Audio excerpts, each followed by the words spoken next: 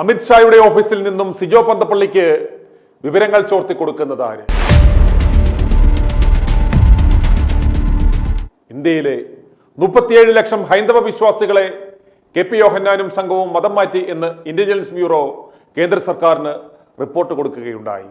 പ്രതിവർഷം ആയിരക്കണക്കിന് കോടി രൂപ ഇന്ത്യയിലെ 33 കോടി ദൈവങ്ങളെ വണങ്ങുന്ന ജനങ്ങളെ ക്രിസ്തുമാർഗത്തിൽ കൊണ്ടുവരുവാൻ എന്ന പേരിൽ ഗോസ്പൽ ഫോർ ഏഷ്യ എന്ന സംഘടന ഉണ്ടാക്കുകയും ആ സംഘടനയുടെ പേരിലും 25-ൽ പരം കടലാസ് ട്രസ്റ്റുകളുടെ പേരിലും ഇന്ത്യയിലേക്ക് ആയിരക്കണക്കിന് കോടി രൂപ പ്രതിവർഷം കടത്തി ഇന്ത്യയുടെ വിവിധ ഭാഗങ്ങളിൽ കോടാനുകോടിയുടെ വസ്തുവകൾ വാങ്ങിക്കൂട്ടിയവർ.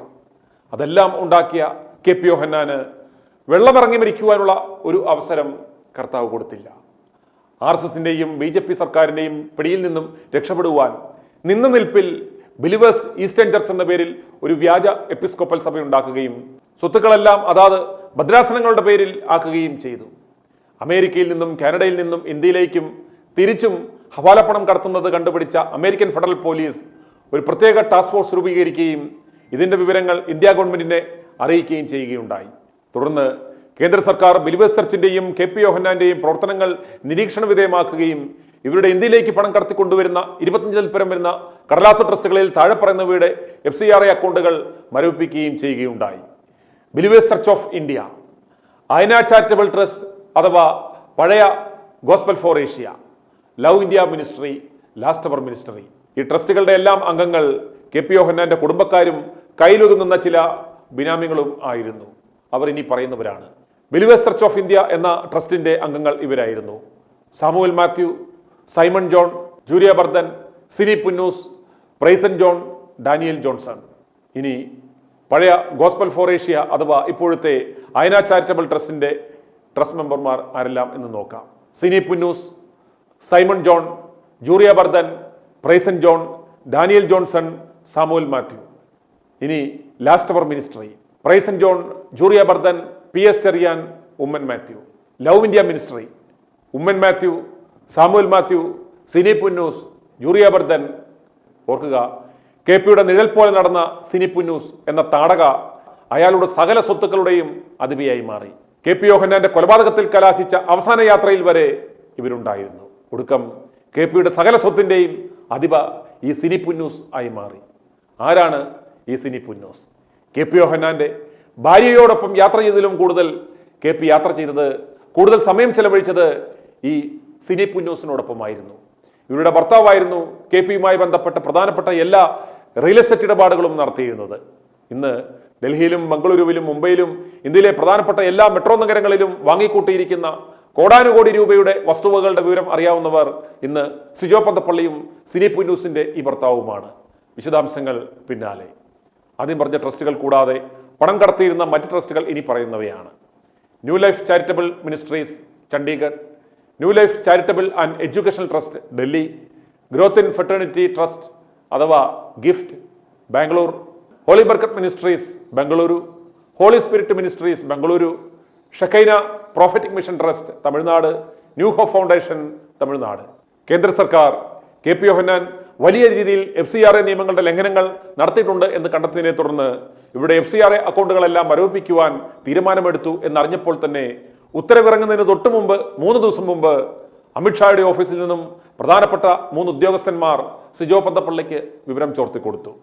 FCRA അക്കൗണ്ടുകൾ മരവിപ്പിക്കും, ജാഗ്രത എന്ന്. ഡൽഹിയിൽ സിജോ ഒരുക്കിയ വിരുന്നിൽ പങ്കെടുത്തവരാണിവർ.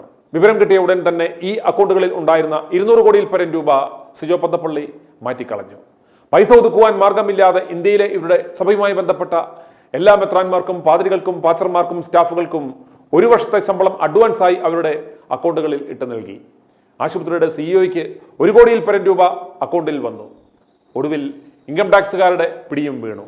ശമ്പളം അഡ്വാൻസായി കിട്ടിയ ജീവനക്കാരുടെ അക്കൗണ്ട് ഡീറ്റെയിൽസ് ഞങ്ങളുടെ പക്കൽ ഉണ്ട്. അതുപോലെ കെ പി യോഹന്നാന്റെ കൺസ്ട്രക്ഷൻ മുഴുവൻ നടത്തിയിരുന്ന പായിപ്പാട് സ്വദേശി സിൽവർ ബിൽഡേഴ്സ് ഉടമ അൻസാരിക്കും കൺസ്ട്രക്ഷനുമായി ബന്ധപ്പെട്ട് നൽകുവാൻ ഉണ്ടായിരുന്ന കോടിക്കണക്കിന് രൂപ ഒറ്റ ദിവസം കൊണ്ട് അക്കൗണ്ടിൽ നൽകി. അദ്ദേഹത്തിന്റെ ഓഫീസിലും വീട്ടിലും ഇൻകം ടാക്സ് റെയ്ഡ് നടന്നു. അതുപോലെ തിരുവല്ല നിപ്പോൺ ടൊയോട്ട ഷോറൂമിൽ കിടന്ന 14ഓളം വണ്ടികൾ ഒറ്റ ദിവസം ബില്ല് ചെയ്തു. കർണാടകയിലെ ഹോളി ബർക്കത്ത് മിനിസ്ട്രീസ് ട്രസ്റ്റിന്റെ പേരിലാണ് തിരുവല്ലയിൽ വണ്ടികൾ രജിസ്റ്റർ ചെയ്തത്. അതിൽ ഏതാനും ചില വണ്ടികളുടെ വിവരം ഇതാണ്: ടൊയോട്ട ഇന്നോവ KL 27J 8622. അടുത്ത ടൊയോട്ട KL 27J 9002. അടുത്ത വാഹനം ടൊയോട്ട ഗ്ലാൻസ KL 27J 8661. അടുത്ത ടൊയോട്ട യാരിസ് KL 27J 8662. അമിത്ഷായുടെ ഓഫീസിൽ നിന്ന് മാത്രമല്ല PMO ഓഫീസിൽ നിന്ന് പോലും ഞങ്ങൾ വിവരങ്ങൾ ചോർത്തും. കേരളത്തിലും സർക്കാരും പ്രതിപക്ഷ പാർട്ടികൾ പോലും ഞങ്ങൾക്കെതിരെ ഒന്നും ചെയ്യില്ല. എല്ലാ പ്രമുഖ മാധ്യമ സ്ഥാപനങ്ങളിലും ഞങ്ങൾക്ക് ഇൻവെസ്റ്റ്മെന്റ് ഉണ്ട്. അതുപോലെ പുതിയ 3 ചാനലുകൾ ഞങ്ങൾ തുടങ്ങാൻ പോകുന്നു. അതുപോലെ സുപ്രീം കോടതിയിൽ നിന്നും i2i ന്യൂസിനെതിരെ എത്ര കോടി കൊടുത്തും ഞങ്ങൾ വിധി കരസ്ഥമാക്കി അവരെ നിശബ്ദരാക്കും എന്നാണ് സിജോ പന്തപ്പള്ളി ഞങ്ങളെ വെല്ലുവിളിച്ചിരിക്കുന്നത്. പന്തപ്പള്ളിയുടെ കോടികളാണോ അതോ സത്യമാണോ സുപ്രീം കോടതിയിൽ വിജയിക്കുക എന്ന് നമുക്ക് കണ്ടറിയാം. ഇന്ത്യയിലെ പ്രമുഖ മാധ്യമങ്ങളിലും ജേണലുകളിലും എല്ലാം KP യോഹന്നാന്റെ കൊലപാതകവുമായി ബന്ധപ്പെട്ട വാർത്ത i2i നൽകാൻ പാടില്ല എന്ന തിരുവനന്തപുരം സെഷൻസ് ജഡ്ജിയുടെ കണ്ടീഷൻ ഹൈക്കോടതി നീക്കം ചെയ്തു എന്ന വാർത്ത വളരെ പ്രാധാന്യത്തോടെ കഴിഞ്ഞ ദിവസങ്ങളിൽ പ്രസിദ്ധീകരിച്ചിരുന്നു.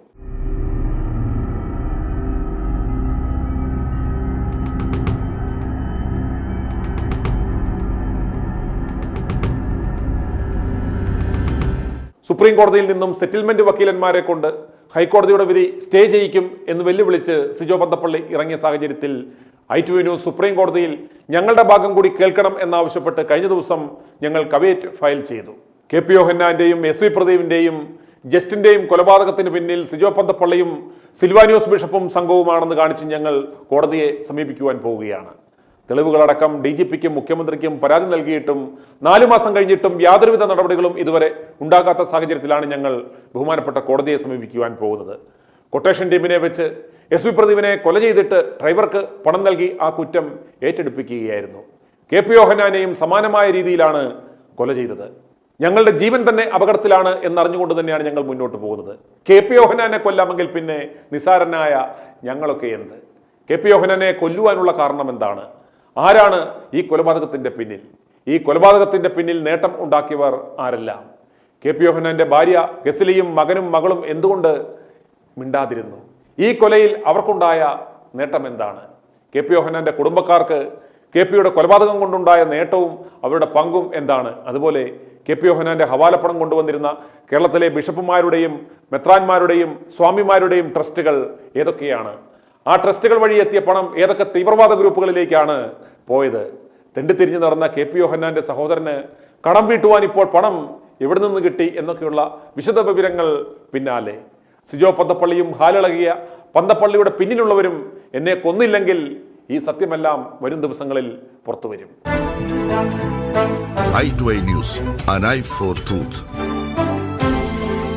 i2i News സബ്സ്ക്രൈബ് ചെയ്തിട്ടില്ലാത്തവർ ഇപ്പോൾ തന്നെ സബ്സ്ക്രൈബ് ചെയ്യുക. നോട്ടിഫിക്കേഷൻ ലഭിക്കുവാൻ ബെൽ ബട്ടണും അമർത്തുക.